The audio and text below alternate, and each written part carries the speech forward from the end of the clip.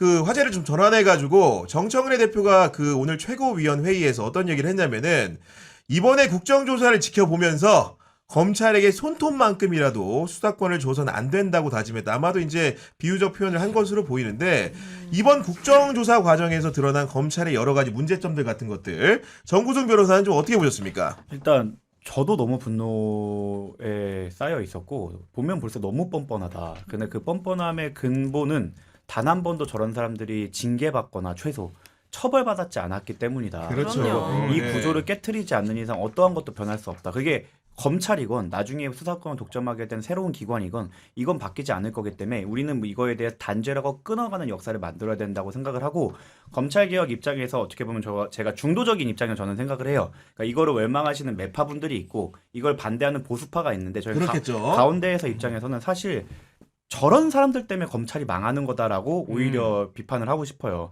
그러니까 진짜 법조계에 있는 보수적인 분들은 이재명 정부를 엄청 비판하는데 제가 그분들한테 매번 드리는 말씀이 저런 사람들한테 대해서 보수적인 사람들이 더 비판해 주셔야 된다. 근데 그거 안 하고 감싸고 돌지 않냐. 박상용을 마치 영웅처럼 하지 않느냐. 당신들 때문에 오히려 검찰이 문 닫게 되는 거고 만약에 이 개혁이 더 급진적으로 흘러간다면 나같이 중도에서 어떻게든 안을 만들어보는 사람 때문이 아니라 오히려 자기 편이라고 감싸던 당신들 때문이다라고 비판하는 지점입니다. 네. 아니 그러니까 어떻게 같은 검사라는 옷을 입고 있는데 1기 수사팀하고 2기 수사팀하고 생각이 이렇게 확연히 다를 수 있는지가 일단 이해가 안 되는 상황인 거고 특히나 2기 수사팀에 속했던 이제 검사들의 여러 가지 비행 같은 것들에 대한 주장들이 나오는데 그 남욱 변호사 같은 경우는 이렇게 말을 했죠. 당시에 2기 수사팀이었던 정일권 부장검사가 우리의 목표는 하나다.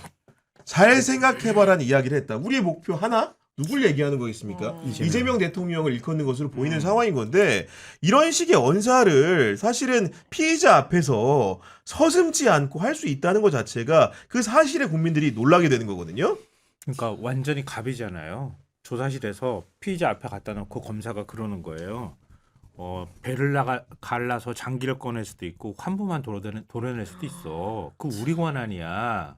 근데 우리 목표는 하나다 뭐 그건 안 했다고 얘기를 하니까 주장하는 거죠, 정 검사는. 네. 검사가 내가 이런 권한 갖고 있어. 너 살릴 수도 있고 죽일 수도 있어. 이렇게 얘기하면 피의자가 무슨 생각을 할까요? 그러니까요. 검사가 원하는 대로 해줘야지 되겠구나. 이렇게 생각 안 하겠어요?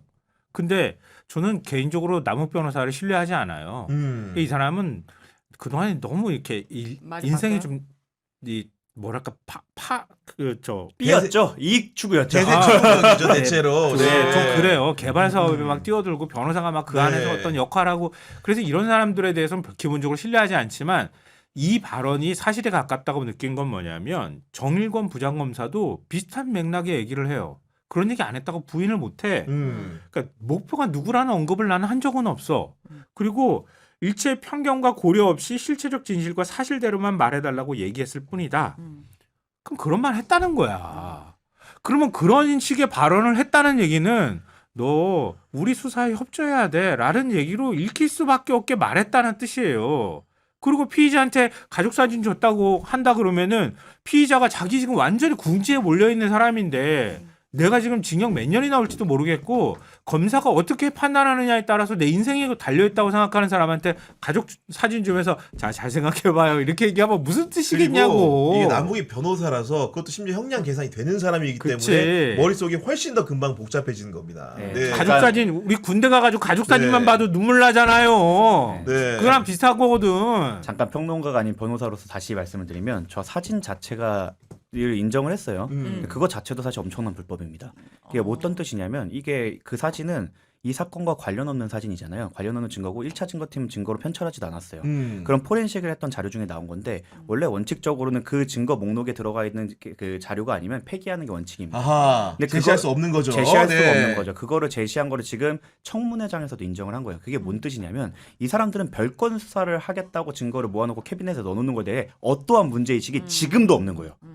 그러니까 사실은 이 정도에 대해서는 사진에 대해서 숨길 필요도 없다고 생각하는 거 이건 당연한 거니까. 근데 이게 형사소송법적으로 보면은 이거는 당연한 벌건 수사의 전제가 되는 증거를 재활용하겠다는 것을 그냥 스스로 밝힌 거거든요. 저는 이 뻔뻔함에 너무 놀랐어요. 적어도 그런 적이 없습니다라고 하면서 발뺌이라도 한다고 하면 우린 적법 절차를 지켰다고 한다고 하면 정말 밉고 저 사람들 처벌해야겠다는 마음이 있지만 그래도 준법 의식이 있는 척이라도 하네라고 할 텐데 여기까지는 괜찮아라고 말한 것 자체에서 더 놀랐던 게 저거를 그럼 불법이라고 인지를 아직도 안 하고 있구나가 정말 놀라울 정도로 특수부 검사들이 어느 정도의 준법 의식을 갖고 있는지를 보여주는 대표적인 사례라고 생각하고 그렇죠. 정말 화나시겠지만 이번 그 국정조사가 여러 가지 사건을 다루고 있어요. 이제 뭐 그 대북 송금부터 시작해서 그렇죠. 쌍방울 가는데 생각보다 이름이 겹치지 않나요? 검사들의 이름이 막 수백 명이 맞아, 나오는 게 맞아, 아니에요. 맞아. 예. 이게 제가 이걸 말씀드리고 싶은 게 대한민국 검사 2,500명 중에 특수부 수사하는 사람들이 정말 소수이고 그 중에서도 이렇게 정권의 입맛에 맞춰서 수사하는 사람들은 아마 아무리 넓게 잡아도 100명도 안 될 거예요. 윤석열 사단 아닙니까? 네, 윤석열 그게 사단이에요. 당시에. 그러니까 네. 지금 뭐 너무 분노스럽고 저도 이러니까 검찰이 망하지라고 생각을 하지만 그럼에도 불구하고 제가 거의 중도적으로 말씀을 드리고 싶은 것은 경찰에서도 문제가 있었고 공수처에도 문제가 있었다 해서 그 조직 자체를 없애자, 그 조직 자체의 권한을 모두 뺐자라고 얘기하지 않는 것처럼 이 사람들의 인적 청산에 너무 찬성하고 제가 제일 앞장에 서고 싶어요. 이 사람들을 정말 다시는 변호사도 못하게 하고 장기징역을 보내고 싶지만 그거와 별개로 우리 나머지 기존에 있었던 기관의 그 수행하는 기능에 대해서는 조금 냉정하게 좀 바라보셨으면 좋겠다라고 말씀드리고 싶습니다. 당시에 검찰이 이재명 한 명 잡겠다고 벌인 일들을 보면은 그런 거예요. 예를 들면 개발 사업에서 제대로 판단을 하지 않았어. 그래서 시에 손해를 끼쳤어. 배임 혐의 적용하는 거. 그래 거기까지는 그렇다 쳐. 그것도 저는 말이 안 된다고 보지만. 근데 여기서 멈추지 않았던 거예요. 대북 송금도 그랬고 대장동 사건도 그렇고 백현동 사건도 마찬가지고 그 이후에 다른 사건들도 그렇지만 전부 뇌물죄를 찾으려고 그 난리를 친 거야. 그래야 이재명을 죽일 수 있거든. 어떻게 해서든 뇌물죄로 걸어야 되는 거였거든. 왜냐면 자기 주변에는 다 돈을 받는데 설마 이재명은 왜 돈을 윤석열부터 시작해가지고 무조건 뇌물 그 녹취가 있어요. 이재명은 진짜 씨알도 안 먹힌다 이런 게 있어요. 그래요. 그러니까 어떻게 해서든 뇌물죄를 걸어야 됐던 거예요. 그래서 그렇게 무리하게 수사를 했던 거야. 대북 송금 사건도 뭐 외환거래법 위반이나 이런 거 그냥 적용했다 치면 모르겠는데 제3자 뇌물이든 뇌물을 어떻게든 걸어야 됐던 거야. 맞아요. 네. 그러면서 무리수를 쓰는 거거든요. 네. 대장동도 그러고 다 똑같아 지금. 그렇기 때문에 쌍방울에 있던 사건은 남부로 안 보낸 거예요. 사실은 주가 조작이 하면 남부가 사실은 그렇지. 메인이 핵심인데 네. 서울 남부지검. 남부로 네. 보내기 시작하면 컨트롤 밖에 있는 검사들한테 갈 가능성도 있으니까 그럼 지검장부터 담당 부장, 차장, 뭐 담당 부원을 바꿔야 되는 게 있으니까 계속 수원에서 그립을 자기가 잡고 있는 그립이 생각보다 많지 않았던 거예요. 네. 그렇기 때문에 수원이나 중앙만 계속 이거에 대해서는 집중을 했던 부분인데 우리가 너무 감정적으로 화가 나고 저 사람들에 대해 비판하는 것도 너무 동의하고 그분들에 대한 처벌이 강력하게 있어야 된다고 공감을 하지만 조금만 그 제도를 바라보실 때는 냉정을 되찾으셨으면 그러니까 좋겠다. 이런 상황에서 일부 검사들이 특수부를 했던 여러 검사들에게 불이익이 가는 상황을 연출하다 보니까 뭔가 여론 지형을 바꿔야 될 필요성을 느낀 것인지 최근에 들어서 보수 언론의 반격이 시작됩니다. 네. 그 가장 가깝게 나온 기사 같은 경우에는 대장동 사건을 처음 수사했던 1차 수사팀도 이재명 대통령의 업무상 배임 혐의 등에 대해서 추가 수사가 필요하다는 내부 보고서를 남겼다는 보도가 나왔습니다. 그러면서 1차 수사팀도 이랬잖아. 2차 수사팀에서 이재명 대통령 수사한 게 뭐가 문제 이렇게 말을 하는데 그러면 왜 1차 수사팀 수사하게 놔두지 2차 수사팀으로 그치. 바꿔서 수사를 다시 했겠습니까? 그러니까요. 마음에 안 들었던 거지. 정권 바뀌고 난 다음에 보니까 이거 가지고는 안 됐던 거지. 이거 가지고는 이재명 못 죽일 것 같거든. 그리고 배임 혐의를 가지고 그렇게 기소하는 것도 저는 개인적으로 말이 안 된다고 생각해요. 저 보수 인사들 만나가지고 우리 뭐 대기실 토크 뭐 이런 얘기도 하지만 같이 얘기했을 때 말이 안 되잖아요. 이렇게 물어보면 좀 안 되지. 지자체장 이렇게 대기실 토크할 때. 이렇게 수사하고 기소하겠다 그러면은 지자체장들 처벌 안 받을 사람 아무도 없을 걸 그렇게 얘기한단 말이에요. 맞아요. 네. 그리고 아니, 카메라만 돌면 공소 취소를 했지. 갑자기 눈이 바뀌어갖고 방금 전까지 합리적으로 그치 그건 좀 무리했지 하고서 딱 갑자기 큐만 넣으면 이재명 방탄 이렇게 바뀌세요 다들. 아니 오세훈 시장 종묘합 개발도요. 나중에 개발 이익 나면 오세훈 시장 배임죄로 걸을 그렇죠. 수 있어 그것도. 그리고 만약에 이게 그 개발이익이 민간이 많이 가져갔다면 배임이고 그리고 그 서울시가 많이 가져가면 제3자 뇌물죄 되는 거예요. 그 남욱 씨가 얘기했잖아요. 이건 어떻게 걸든 걸린 거야. 민간이 많이 가져갔으면 민간한테 돈 가져가게 했으니까 너는 배임이다. 너 그 서울시가 돈을 많이 가져가게 했으면 이거 얘 공로를 높게 만들어주는 성남시 네, 거기서는. 네. 여기선 성남시인 거죠. 이재명의 그 공을 높게 만들어 갖고 이재명의 정치적 이익을 위해 너네가 사실상 이익을 포기해서 이익을 뇌물로 준 거 아니냐. 제3자 뇌물이다. 이거는 가불기예요. 어떻게 피해갈 그게 수밖에 왜 없는 그러겠어요. 거예요. 맞아요. 목표를 정해놓은 그러니까. 수사를 하다 그렇지. 보니까 무조건 이재명만 잡으면 되니까 왼쪽으로 가든 오른쪽으로 가든 동으로 가든 서로 가든 방법이 아무것도 상관이 없는 겁니다. 네. 이제는 말할 수 있다는데 네. 민주당 쪽 인사들이나 이런 분들도 검찰이 엄청나게 막 수사하고 막 몰아칠 때, 막 여론이 안 좋아질 때는 다 그래도 이재명 그 대표가 처벌받지 않을까요? 이런 얘기들 막 했었어요. 이상하다는 생각했어요. 네. 그런 얘기들 막 겁이 나기도 하고 또 나오는 소식들을 보니까 너무 복잡하기도 하고 판단 못할 때 제가 진짜 저는 명확하게 얘기했어요. 아 우리 김성환 평론가님은 네. 이재명 대표가 돈 받았다는 증거만 나오면 내가 다 인정할게. 이재명 대표가 성남시장 시절에 돈 받았다고 하는 증거만 검찰이 나한테 가지고 오거나 아니면 그것만 정말 명확하게 하나 나오면 나 다 승복할 수 있어. 하나도 나온 거 없어. 그거 잡겠다고 이 난리를 치는데 그게 안 나와.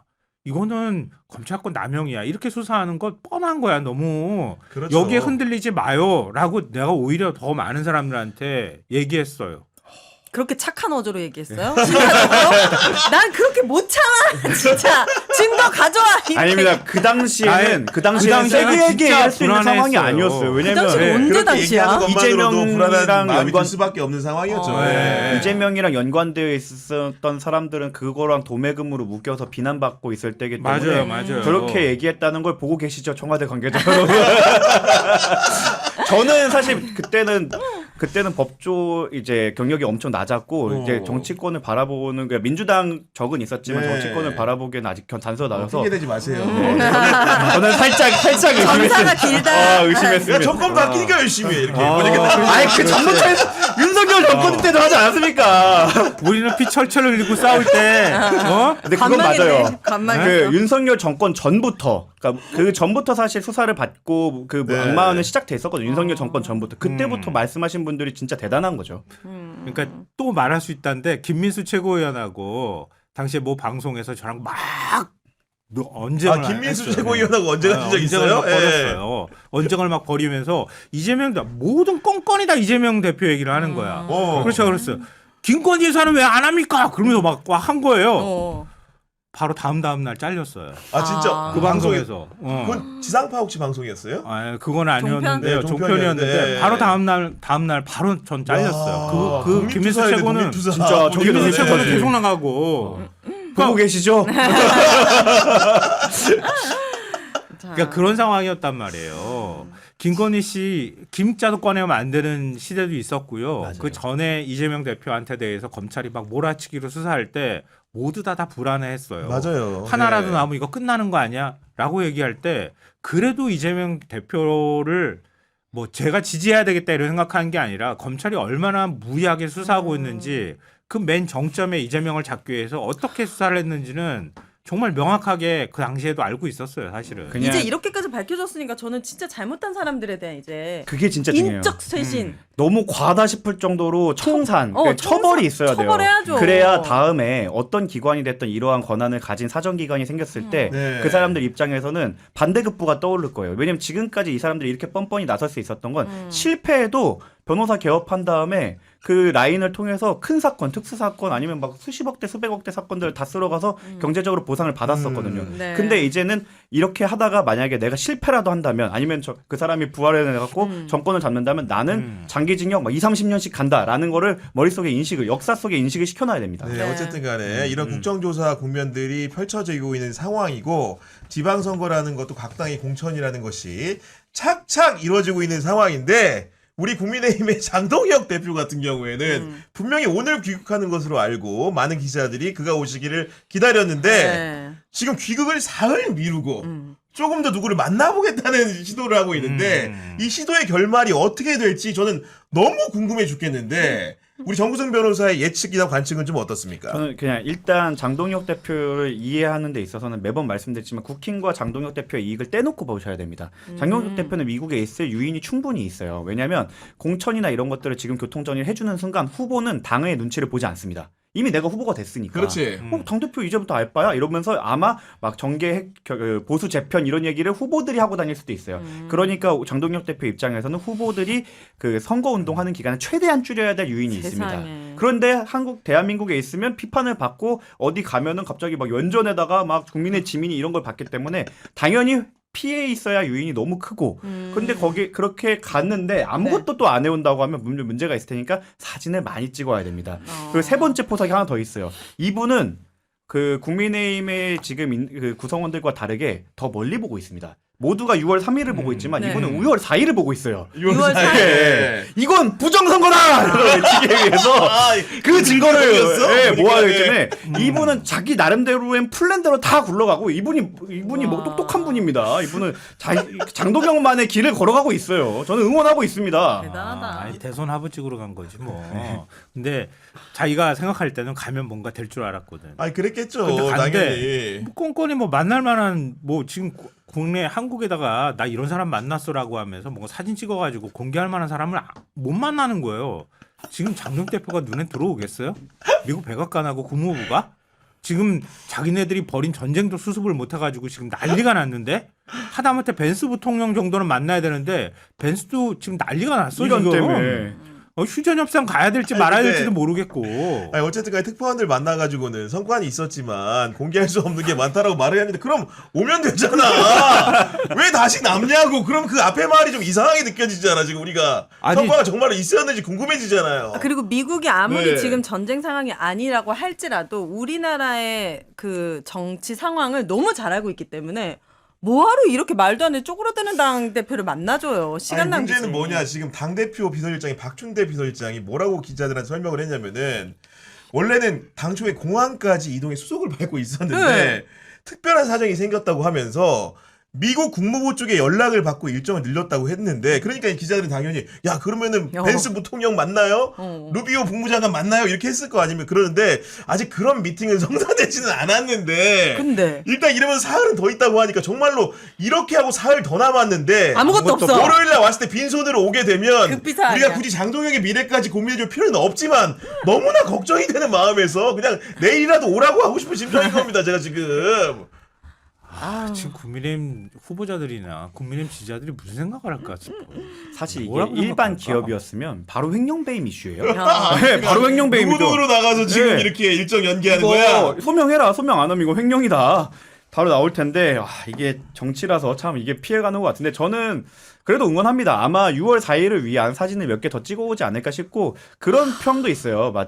그 보이스 피싱처럼 여행 피싱 당했다. 여행 피싱 당했다. 가면 누구 만나게 해줄게 하고 갔는데 그 누구가 없어. 그렇지. 부활절이 그것 때문에 휴가 갔대. 어. 피싱 당했다. 그래서 피싱 피해자에게 우리 너무 뭐라고 하지 자, 말자라는 근데 겁니다. 한심하다. 그 두 남자의 브로맨스는 대단한 게 네. 사실 그 여행이라고 표현하는데 아무튼간에 이제 미국에 그 도미를 해가지고 함께 간 사람들이 그래도 공식적인 일정이니까 조정훈, 김대시, 김장겸 의원도 같이 갔는데 아 그래요? 유일하게 지금 함께 남은 사람은 우리 김민수 최고위원님입니다. 오. 미국에서 장동혁과 김민수 이 브라더스가 과연 누구를 만나는 그 미션을 계획하고 남았는지 모르겠으나 어쨌든 간에 죽어도 같이 죽고 살아도 같이 산다는 각오로 지금 맹렬히 뭉쳐있는 건 분명해 보인다. 이런 생각이 듭니다. 저는 가장 궁금한 점은 그분들이 퍼스트를 타고 갔을까 비즈니스를 타고 갔을까 혹시 퍼스트를 탔다면 나란히 누웠을까 이런 것만 궁금합니다. 극우 인사들이나 만나고 오겠죠. 뭐 교수들 뭐 이런 사람들. 근데 진짜 만날 사람 그것도 없으면. 마가 핵심은 급이 꽤 높아서 그걸 못 만나고 있는 것 같아요. 그러다 보니까 그렇지. 공개가 안 되고 있는 거예요. 그래도 대한민국 제1야당이잖아요. 그러니까. 제1야당 당대표가 미국을 건너가가지고 갔는데. 사람을 만났는데 다 그냥 그저 그런 사람들 만나고 왔다 그러면 면이 안 서잖아요. 그러니까요. 네. 지금 저는 민폐 끼치고 올까봐 걱정돼. 사실 온 지금 막 국무부 백악관 이런 데다가 막 막 매달려가지고 막 쪼르르고 막 그래도 우리 만나달라 그래서 뭐. 단식 투쟁하는 거 아니야? 그거 그럴까봐 간헐적 걱정돼 단식. 진짜. 이제 한번 해봐갖고 또 삭발하고 잘하고. 막. 근데 이게 아유. 잘 보시면 백악관 내부는 한 번도 못 들어간 것 같아요. 아 그래요? 예, 그러니까 이제 내부에서 이제 고위급 인사를 만나거나 하는 사진이 안 올라오는 거 봐서는 그러면 외부에서 간다고 하면 그게 진짜 여행 얘기인 거잖아요. 아니 정말로 여행 가려고 간 게 아니라 당무수회라고 갔으니까 네. 우리 당원들이나 지지자들 같은 경우에는 얼마나 기다리고 있겠습니까? 그리고 그렇죠, 당대표가 그렇죠. 왔는데 최고위원이 갔는데 적어도 뭐 하나는 선물을 받아오겠지 이런 정말 기대와 꿈이 그러니까. 있을 텐데 정말 그 결과라는 것이 다시 한번 말씀드리지만은 네. 극비상. 결과가 또 극비상. 극비상에 붙여져 있어. 근데 그 극비사항은 네. 귀국을 하더라도 밝힐 수가 없을 거예요. 똑같이 없을 극비기 거지. 때문에. 네. 알겠습니다.